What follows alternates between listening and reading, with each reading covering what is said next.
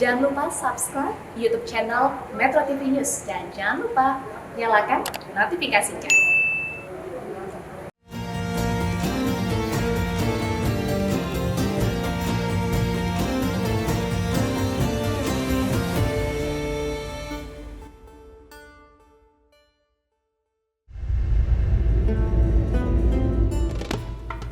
Assalamualaikum warahmatullahi wabarakatuh. Kembali kita bersama-sama hadir di acara Memahami Islam bersama M. Quraish Shihab. Terima kasih untuk semua pemirsa yang setia menonton saya Najla Shihab bersama Abi Muhammad Quraish Shihab dan juga setia mengirimkan berbagai komentar di sosial media. Nah, topik kita hari ini teman-teman akan membahas mengenai khalifah. Apa sesungguhnya makna hakikat kehadiran kita manusia di dunia? Diskusi hari ini akan menarik, Abi. Terima kasih sudah hadir. Bisa dimulai, Abi. Makna khalifah, artinya sesungguhnya apa? Tuntunan Al-Quran soal ini juga apa, Abi? Silahkan. Baik, bismillahirrahmanirrahim. Khalifah itu terambil dari kata khalaf. Khalf itu di belakang. Orang yang datang di belakang kita itu dinamai khalif. Yang datang di belakang kita ini itu juga bisa berarti pengganti. Ketika Allah menyatakan inni ja'ilun fil ardi khalifah, saya akan menciptakan di bumi ini khalifah, bisa dua makna paling tidak. Yang pertama, pengganti makhluk yang sebelumnya sudah ada sebelum Allah menciptakan manusia. Bisa juga khalifah berarti pengganti dalam dua tanda petik Tuhan. Allah menghendaki sesuatu di permukaan bumi ini. Maka Allah menciptakan manusia melaksanakan apa yang dikehendaki itu. Nah, maka di sini khalifah dapat kita persamakan dengan mandataris. Kalau kita membuka lembaran-lembaran Al-Quran, kita akan menemukan kata khalifah itu punya dua makna.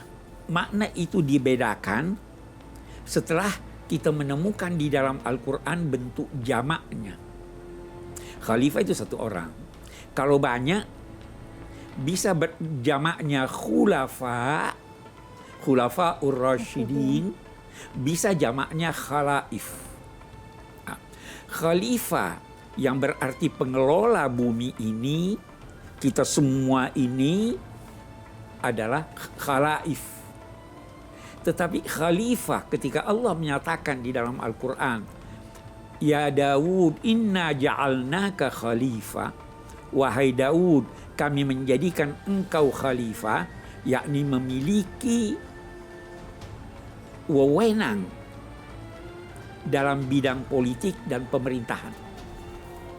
Karena itu khalifah bisa berarti penguasa politik, bisa juga berarti semua manusia ini khalifah. Baik dalam pengertian penguasa politik, pemilik kekuasaan, maupun sebagai pengelola, keduanya dituntut untuk melakukan apa yang diistilahkan dalam hadis ri'aya ra'i. Kullukum ra'in wa kullukum mas'ulun ar-ra'iyati. Setiap orang di antara kamu adalah ra'i, pemelihara. Dan dia bertanggung jawab dalam wilayah. Perempuan ra'i di rumahnya. Ayah ra'i di keluarganya. Presiden ra'i di wilayah. Jadi semuanya ra'i artinya memelihara dan sebagainya. Jadi bukan hanya mengelola, tetapi secara sangat eksplisit dan berkali-kali itu fungsinya adalah memelihara, memakmurkan gitu ya dalam tugasnya. Yang Allah, kenapa Allah memilih manusia sebagai khalifah dan sebetulnya apa modal-modal yang sudah diberikan oleh Allah Subhanahu wa taala untuk kita menjalankan peran yang tentu tidak mudah sama sekali ya. tentu banyak, tapi Abi ingin angkat satu yang kita tarik dari Al-Quran.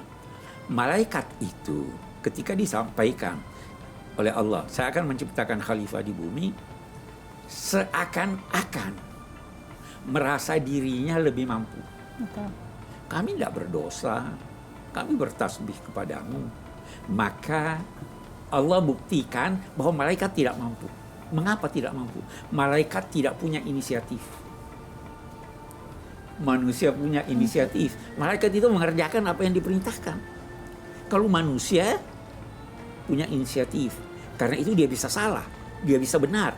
Kalau dia salah, bisa diluruskan kesalahannya. Ya, ini tuh sangat perlu digarisbawahi gitu ya, karena kadangkala kita melihat bahwa potensi itu sesuatu yang seolah-olah diberikan terus langsung bisa digunakan, tetapi justru yang ditekankan Abi tadi adalah inisiatif, rasa berdaya, keinginan untuk melakukan perubahan, itu yang sesungguhnya jadi modal utama kita sebagai khalifah di dunia. Masih banyak yang akan kita diskusikan selanjutnya, teman-teman. Jangan kemana-mana, saksikan dulu jeda berikut ini, kemudian kembali bersama kami di Memahami Islam bersama M. Quraisy Shihab. Setiap orang di antara kita adalah khalifah.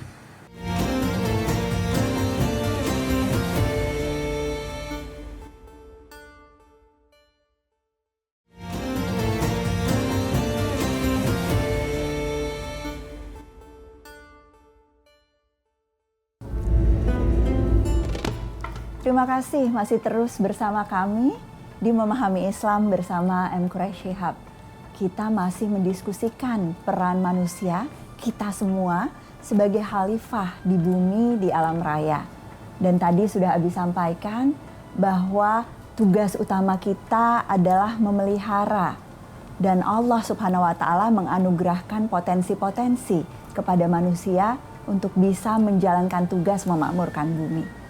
Mari kita elaborasi lebih jauh, teman-teman. Abi, bisa dijelaskan potensi-potensinya apa saja sesungguhnya? Jangan-jangan kita belum kenal sama potensi-potensi yang sesungguhnya kita miliki dan sudah diberkahi oleh Allah. Baik, potensi itu banyak sekali. Saya ingin memulai bagaimana Allah Subhanahu wa Ta'ala memberikan kepada manusia pengalaman. Ada orang yang berkata begini, Allah kan ingin kita supaya turun di bumi. Kenapa harus mampir di sorga? Seandainya ibu kita Hawa tidak makan itu buah terlarang, kita terus saja di sorga. Sebenarnya itu sangat picik. Ya, Allah sebelum kita turun di bumi diberikan pengalaman. Pengalaman pertama, lihatlah sorga. Sorga itu penuh kedamaian. Sorga itu, wahai Adam, innaka alla taju'a fiha wa la ta'ra wa la tadma'u fiha wa la tadha. Di sorga kamu tidak lapar, siap makanan. Di sorga kamu tidak akan diterpa sinar matahari, ada naungan. Di sorga kamu bisa minum, di sorga kedamaian. Nah, kamu lihat ini turun ke bumi, usahakan ciptakan seperti itu. Itu satu diberikan. Yang kedua, di sorga dia digoda oleh iblis. Dampaknya sangat besar. Hai Adam, ketahuilah bahwa di dunia nanti ada iblis yang goda kamu. Jangan sampai kamu tergoda. Karena kalau kamu tergoda, kamu akan bersusah payah. Itu dua. Itu sekarang dari sisi pengalaman. Jadi sebenarnya sejak semula Tuhan tidak mau kita tinggal di sorga sana. Karena sebelum ke sana diberitahu. Jadi itu semacam persiapan. Training center. Experiential learning kalau harus mengalami. Harus mengalami itu. Baru belajar. Jadi kita di bumi ini yang utama dulu, semua orang harus memiliki kemampuan untuk makan, minum, dan rumah, sandang, papan, dan pangan. Itu minimal. Dan Semuanya harus diupayakan untuk hidup damai. Itu tugas kekhalifahan yang pertama. Dan itu potensi pertama. Ada lagi potensi yang lain. Mari kita lihat potensi yang lain. Semua diberi syahwat. Zuyina linnas hubbus syahwat. Perempuan senang laki-laki, laki-laki senang perempuan. Bohong kalau tidak senang. Kalau tidak senang, ada penyakit. Nah, senang pada anak. Senang pada harta. Kesenangan ini mendorong manusia untuk bekerja. Mendorong manusia untuk berdandan supaya disenangi oleh ininya. Mendorong manusia untuk wangi. Dan itu memerlukan upaya, itu memerlukan kerja. Dorongan inilah yang menciptakan dorongan kerja sehingga dari sana lahir peradaban.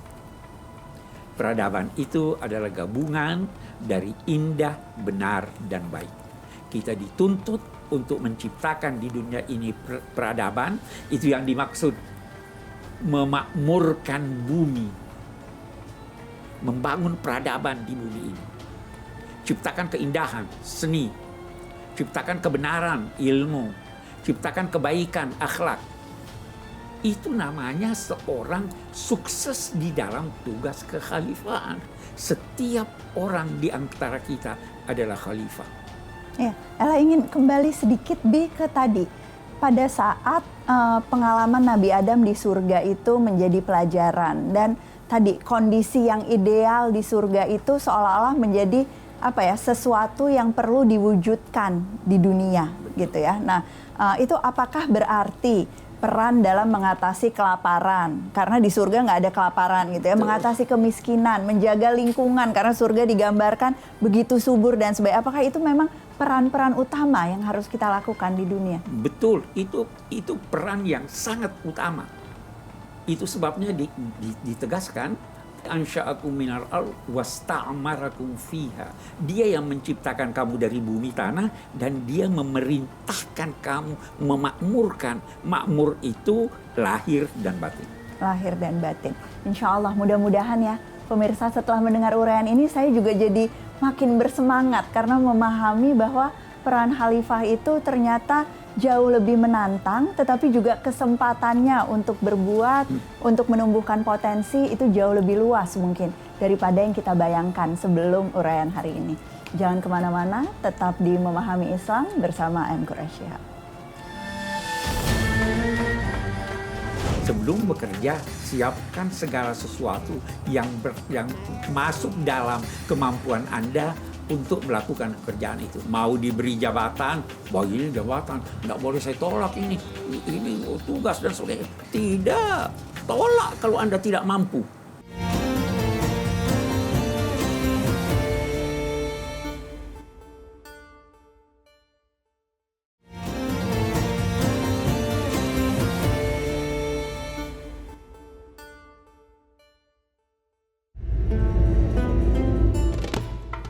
Terima kasih masih bersama kami di Memahami Islam bersama M. Quraish Shihab dan masih membahas soal peran manusia di bumi, kita sebagai khalifah. Tadi ada beberapa inti yang menggarisbawahi kewajiban kita, pertanggungjawaban manusia untuk memakmurkan bumi. Ada satu pertanyaan Abi dari sosial media ini. Apakah ada batas minimum kewajiban pertanggungjawaban manusia sebagai khalifah? Tentu ada pertanggungjawaban atas diri sendiri, tapi ada yang atas keluarga, lingkungan, tetapi ada juga hal-hal yang berkait dengan misalnya kerusakan alam di daerah lain. Nah, itu batas tanggung jawab kita untuk juga mengatasi isu-isu yang sepertinya agak lebih jauh gitu ya, sulit dijangkau, sulit diselesaikan. Itu seperti apa kira-kira? Bagus. Sebenarnya kita bertanggung jawab atau kita diminta untuk mempertanggungjawabkan segala sesuatu yang berada dalam wilayah wewenang kita. Kalau di luar wilayah wewenang kita, kita diminta untuk melakukan apa yang dinamai amar ma'ruf dan nahi munkar. Yang kedua, tanggung jawab itu dikaitkan dengan kemampuan. Saya bertanggung jawab untuk melakukan kegiatan ini. Tapi kalau saya tidak mampu, maka itu di luar, itu ditoleransi. Demikian itulah juga dengan kita katakan sekarang lingkungan. Mungkin yang pertama yang harus kita garis bawahi dalam konteks lingkungan di rumah kita. Bersihkan biar udara masuk. Makanan, jangan mubazir. Kalau sudah itu kita melangkah ke wilayah kita dulu. Boleh jadi ke tetangga kita. Mari kita bersama membersihkan tetangga, selokan dan sebagainya. Demikian seterusnya. Jadi semakin tinggi wewenang seseorang, semakin luas tanggung jawabnya. Karena itu yang paling bertanggung jawab sebenarnya pemimpin. Betul, betul. Karena dia wilayah itunya ya lebih luas daripada yang kebanyakan. Tetapi kita sendiri pun harus terus-menerus berinisiatif tadi ya Bi untuk memperluas kebermanfaatan kehadiran kita di bumi. Mudah-mudahan jadi pedoman kita sehari-hari teman-teman. Bi, dalam kaitan dengan tujuan penciptaan, manusia diminta tujuan penciptaannya menjadi khalifah. Tetapi kita juga tujuan penciptaannya adalah untuk beribadah kepada Allah. Nah, kaitannya apa, Bi? Antara konsep khalifah ini dengan konsep ibadah yang juga sudah kita sempat bahas sebelumnya. Iya, ada orang yang mempertentangkan. Saya kira tidak seperti itu keadaannya. Jangan pertentangkan antara tugas kekhalifahan dengan tugas ibadah. Karena tugas kekhalifahan itu juga adalah ibadah. Semua kegiatan, kita pernah bahas ini, semua kegiatan yang diizinkan Allah, yang direstui Allah, itu adalah ibadah. Karena itu ada ibadah ritual, ada non-ritual. Terkadang yang non-ritual itu lebih harus diutamakan seandainya bertentangan dalam suatu waktu antara ibadah ritual dan non-ritual, kita bisa memilih yang mana yang lebih penting untuk kemanusiaan. Itu ya pedomannya. Dan kadangkala dalam menjalankan peran Bi yang seringkali juga teman-teman ceritakan adalah ada ketakutan melakukan kesalahan. Bagaimana kita bisa menjadi khalifah yang juga nggak takut salah, jadinya nggak ngapa-ngapain gitu ya Bi, tetapi terus belajar dari kesalahan-kesalahan. Ada satu ungkapan menyatakan begini, yang tidak bekerja karena takut salah lebih buruk daripada yang bekerja dan salah. Yang tidak bekerja karena takut salah tidak melakukan kegiatan. Sedang yang bekerja dan dia salah, dia sudah melakukan kegiatan dan kesalahannya bisa diampuni Tuhan kalau dia minta ampun.